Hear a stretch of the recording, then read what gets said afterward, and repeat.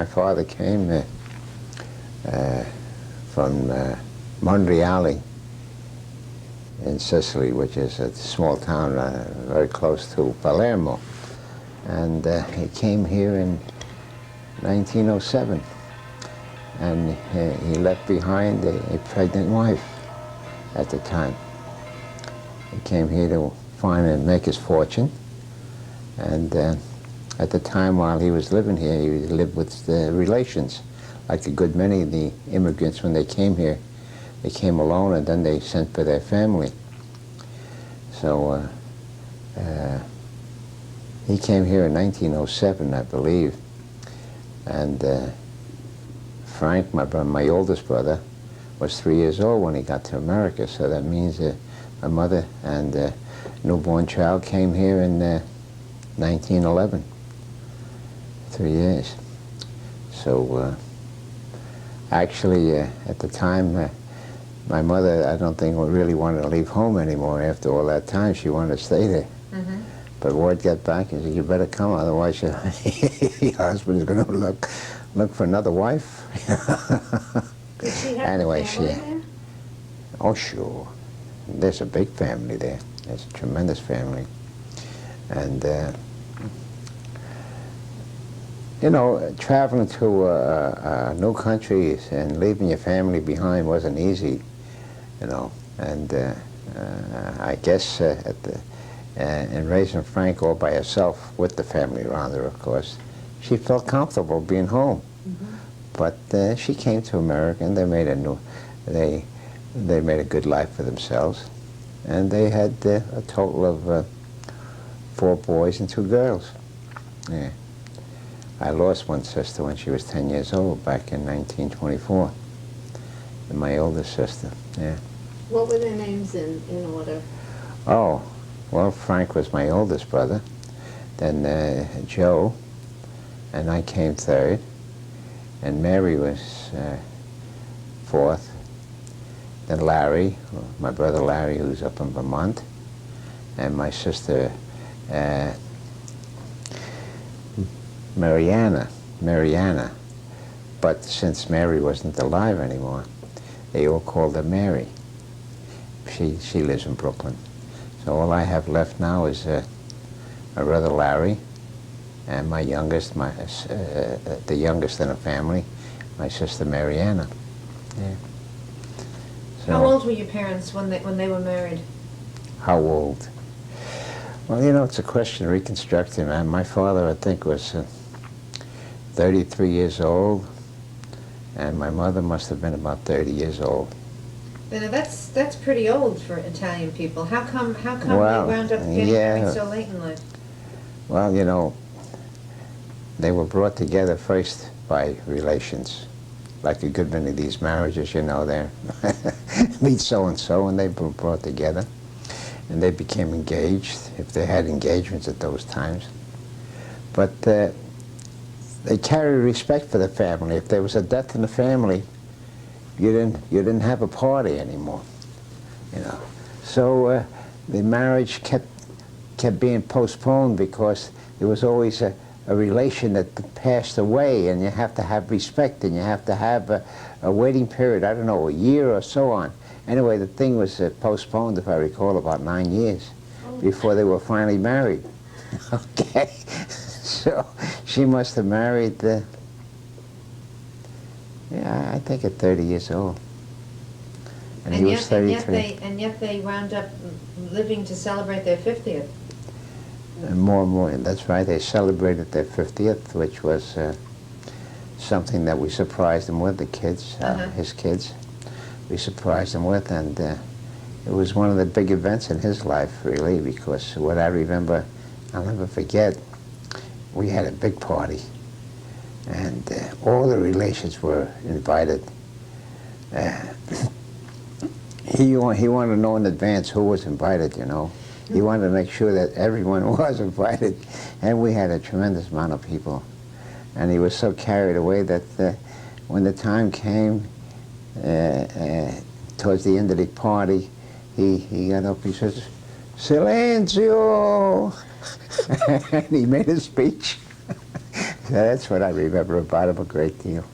He was a good family man, a hard worker. Actually, his trade was,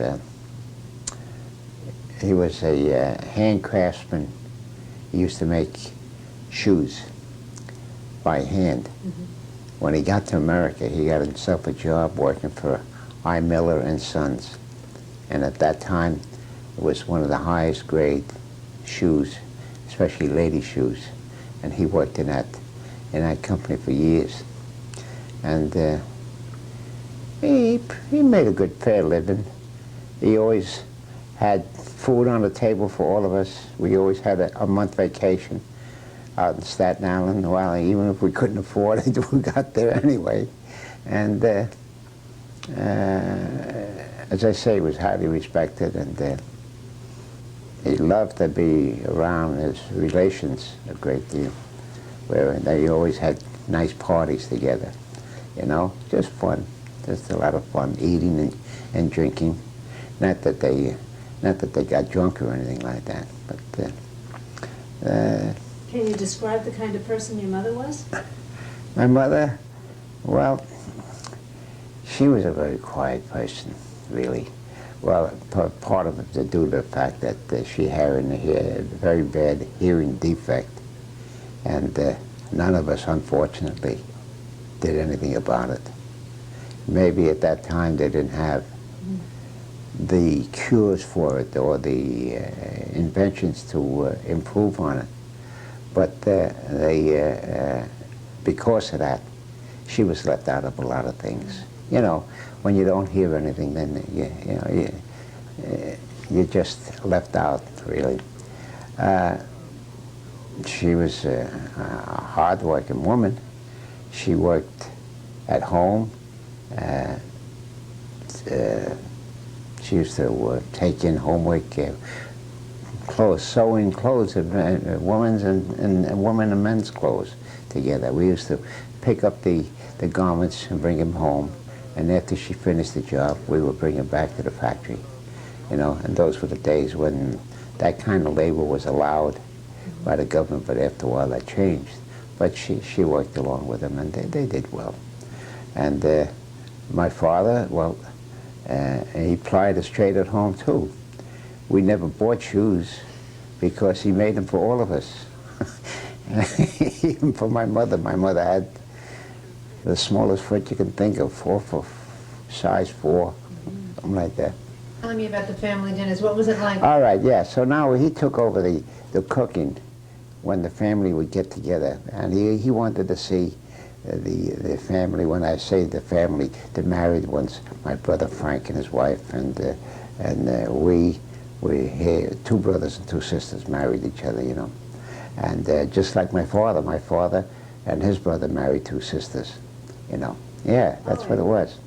And then my brother Joe had married too, so we all would congregate at my father's house. We say my father because at that time he was running the house, really, on a Sunday, every Sunday, and he did the cooking, which was out of this world, out of this world.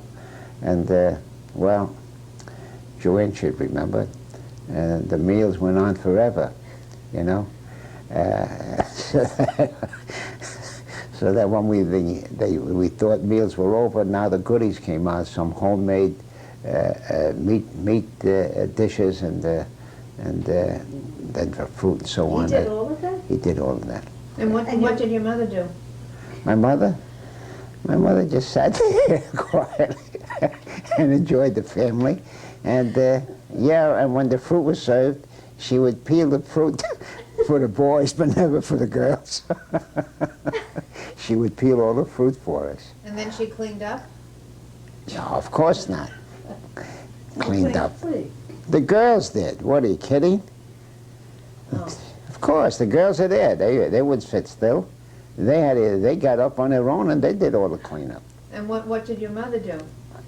My mother While people were cleaning just up? appreciated the grandchildren around them, whatever. And take you know. a little nap, maybe? Well, that came without saying, of course. Right. Yeah.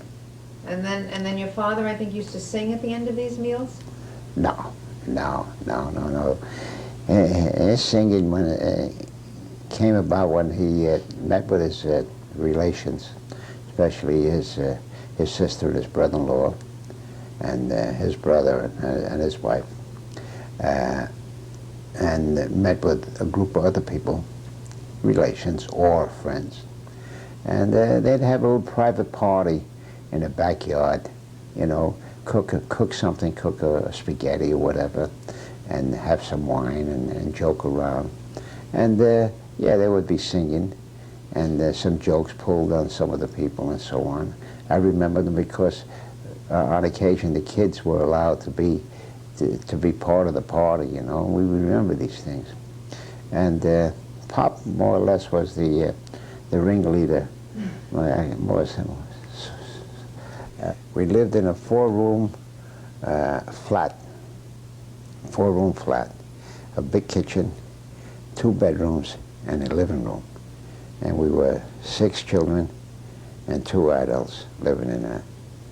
And this is what we had. And the entire family had the same type of setups, you know. What do they call these flats? When they Railroad flats? Railroad flats, Right. exactly. And at that time was a lot of shopping? So we did, 3 boys would sleep in one bed, 3 or 4, whatever, you know. Right. But we managed, and we made use of the living room. We made use of the kitchen too to go to sleep. You open up a cot, and you fell asleep there. That's it. We made use of whatever we had. We didn't have too much, but we always had everything to take care of us anyway.